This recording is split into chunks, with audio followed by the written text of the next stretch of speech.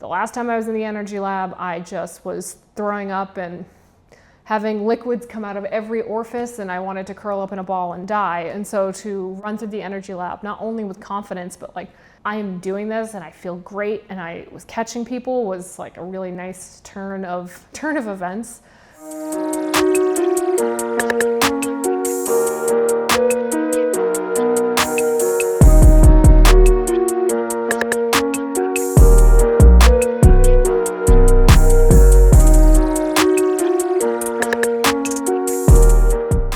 Going into the race, I felt really confident. I obviously didn't have an ideal build.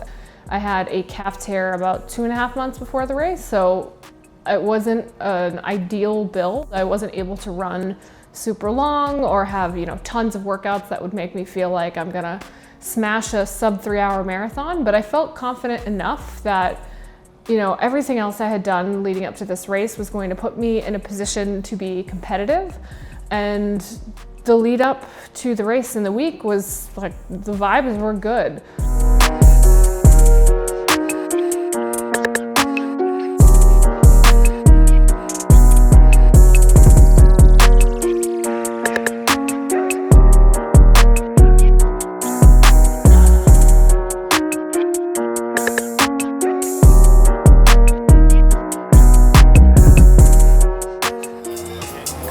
Fiona Moriarty riding a beautiful Quintana bike.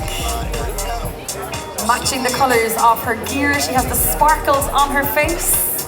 Our final professional athlete to rack her bike for 2025. The race morning went as expected, wake up at 3:30 in the morning and eat rice and maple syrup if you're me. This particular race morning, it started first lightly raining and then actually really raining. So everyone was trying to take cover and wipe off your bike, but nobody was expecting rain. So that part felt a little chaotic. I was happy for the rain and I kind of wished that it kept going throughout the rest of the day, but it did not. We all got corralled over to the side of the swim start. Once I got into the water, we have 10 minutes basically from when they make us get off the beach to when the gun actually goes. So you're treading water and trying to warm up. Moments of indecision of like, is the person that I thought I was going to swim with the right person?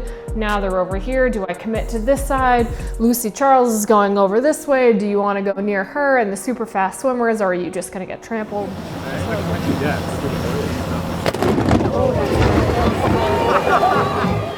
The gun went off, and one of my biggest regrets from this race is not trusting my takeout speed. I'm actually pretty quick when it comes to like shorter distance stuff, and I went with the group that I found myself kind of being surrounded by, instead of saying, well, this pace feels a little sluggish, I should just go for it. One of the things for me that will make me feel like I was successful is that if a move is made in the swim, that it doesn't just happen and I don't do anything about it, that I actually react to it. So there was something that I'm proud of, which was that as I felt the group splitting, I had enough wherewithal to then really up the pace and bring it back together. And I think I took a bunch of people with me to reconnect the group. As a result, there was a very odd split where usually there's about a 54 to 55 minute group, something in the 57, 58 neighborhood, which is where I was aiming for, and then an hour and up. And in this particular race, there was 55 and an hour. And I think if I had given myself the chance of at least holding on to that 55-minute group, I could have done it, and I never really gave myself the opportunity. All things considered, was it a stellar swim? No, but it wasn't bad, and it was 2 minutes faster than the last time I did this. So, mixed feelings. I give it a B-. Transition is really long. It's probably a third to almost a half a mile of running. So when I got out of the water, I wanted to make sure I capitalized on that to move my way forward in the field.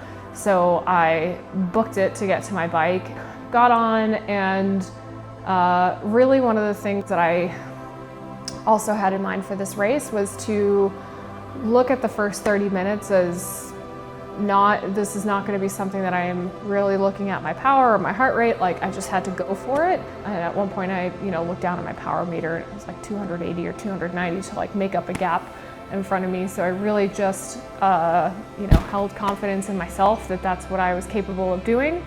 And I caught up to a bunch of people. And then as we were going up Palani, probably to the detriment of my performance, but to the happiness of my heart and soul, I gave a whole bunch of high fives to people as I was definitely climbing over 300 watts to catch another group of folks in front of me. And I ended up on the Queen K. I think Yana was right behind me and really just started pushing. And my power for that segment for like the first half an hour or so was like 225 or something. So average, given the ups and downs, like that's pretty decent. And I felt good. I felt in control. I turned around a couple of times behind me and I saw that I had folks back there, and just figured like, all right, let's see what I can do and just keep my foot on the gas. And figured like, okay, I'm making some good forward progress. And I turned around again and the group was still behind me, and I would say I was at the front for like 25 minutes or so. And then I decided like, okay, I'm going to pull over to the side and see if anyone comes through. Katrine rode by and Yana stuck with us.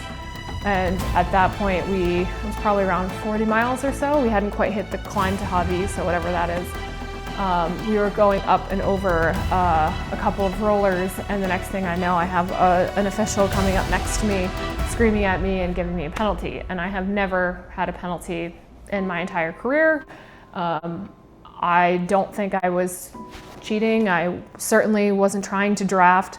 It felt really, really unfair. I had just done a huge turn at the front of the group, and I don't remember seeing a red light in front of me, and there was just no room for discussion. You can't argue with the ref, you can't do anything. So I just accepted what was happening, and we rode up the climb to Howdy, and then I had to pull over for 3 minutes and watch like 15 people go by me. So that was pretty miserable. I give myself a lot of mental credit. Didn't get overly angry. I didn't really react to anything. I just put my bottles on my bike, took my 3 minutes, and just went for it to try to catch up as fast as I could. And then it was really just a lot of solo riding for the entire back half from Howdy. I passed a couple of folks, and then really in the last, I would say 30 miles, I started to feel extremely hot. I had taken water at an aid station and then drank it all, and so I was out of water. And then you start to feel the heat reverberating into your helmet, and everything starts to just feel like, oh my God, I can't breathe. You feel like you're kind of burning from the inside out. And thankfully another aid station came through, and I kind of pulled my helmet up and splashed so much water in my own face and tried to cool down the best I could. And then pulled up my big girl pants and rode as hard as I could for the last 10 to 15 miles. And I think I made back up some of the time that I had lost while I was overheating. But yeah, I think that part was really where I'm the most bummed, but also it's, physiologically, what can you do? You have to cool down. So again, I feel like a B-, like getting a penalty is certainly an F-, but I did many things right, and I did the best I could given the circumstances. T2 was really interesting. I don't think I've ever felt so hot in my entire life. I remember sliding into the chair and almost gasping like one of the fish in SpongeBob. That's just like, and thankfully one of the things that we had worked on was having a giant Stanley in my transition bag that had kept my ice bandana filled with ice and ice cold water. And I just took the bandana out and took the whole thing and dumped it upside down on my head, and all the volunteers started clapping. They're like, great idea, that looked great. So that made me laugh, but I was honestly not feeling super ready to run coming out of T2. And the first mile felt like, you get out of town and you have lots of people cheering for you, and you start running up the hill and you're like, this isn't so bad. And then you take the right turn onto a Lee drive and it's like, oh my God, this is actually bad, and I feel very bad. I made it through to the first aid station, and I like walked through it and started, drinking everything I could, putting more ice in my hat because I had an ice hat on. and just trying to cool down because even though I was covered in ice, I still felt so hot. Aid station by aid station, I started feeling a little bit better. Honestly, at that point, the dialogue in my head was so loud about how bad I felt. One of the volunteers took a pitcher, like a beer pitcher. This guy just took the whole pitcher and he poured it all down the front of my kit. And there was almost an iceberg piece of ice that sat right in my abdomen. And I, felt like I was giving birth to an ice baby. But I think that was like, finally, from running with that for about 5-10 minutes was when I started to feel like a little bit better. The noise got a little bit quieter and that I, could really focus on my form. Land, load, and explode is something that Lawrence says all the time, and like I finally could think through what I was doing instead of how I was feeling, and ran up Polani. It's a real beast of a hill, but I feel like turning the corner between probably mile 6 through mile 8, got onto the highway and my rhythm came back, and I'm usually someone who starts out pretty strong, and then towards the end of the marathon, like who doesn't have the wheels fall off a little bit? But for the first time, I started out feeling like I was about to combust, like the red character on Inside Out whose head turns on fire, to I know what I'm doing, I'm completely in control. I didn't care about what anyone else was doing that was around me, which again is another thing that I feel like in other races I would have gotten caught up with people passing me in the first couple of miles through aid stations because I took the time to walk and take care of myself and drink a whole bunch of stuff. And by the time I'm getting towards mile 9, I actually feel good. Like the momentum had completely shifted. My brain had gone from like, there is no way in hell that you're gonna do this, to like, not only are you doing this, but you're actually running well. And that, it makes me emotional to talk about it because it's something that I have really, really hoped for, of like feeling my running potential actually coming to me instead of feeling like I got to the run and like, let myself down. But what was so awesome to feel was that between the aid stations, I was running faster than anyone I saw around me. Every time I saw Josh, he would say like, either I was catching people, somebody was failing, I got to the energy lab, and the last time I was in the energy lab, I just was throwing up and having liquids come out of every orifice, and I wanted to curl up in a ball and die. This is your lab. Ice baby. You've trained here. This is you. Energy lab, Fiona lab.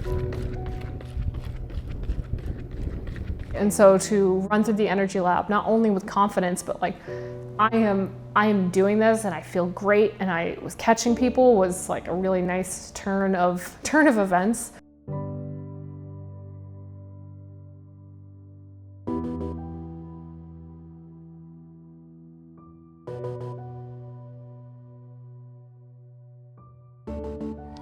Doing great. People are dropping like flies.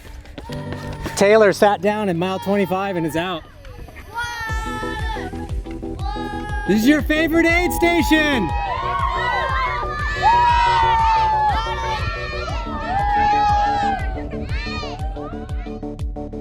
There was somebody pretty close in front of me, and by the time we made it up to the top of the energy lab and to the next aid station, I passed that person, and there is something so intoxicating about the momentum of hunting instead of getting shot off the back. So even at that point, I wasn't really thinking about how much pain I was in, which was not insubstantial.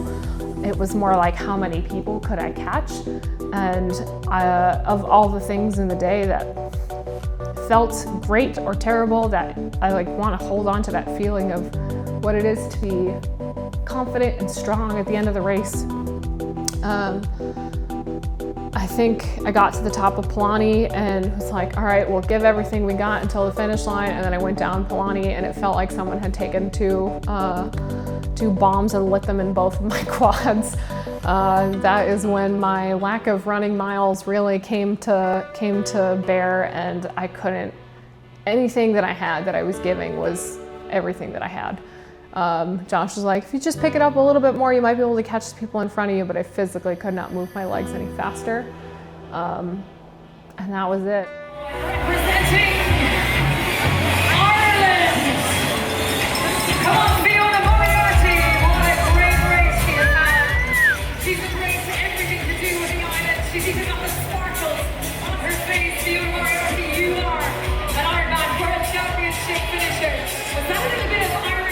across the finish line at least feeling like some things had gone well, and like I had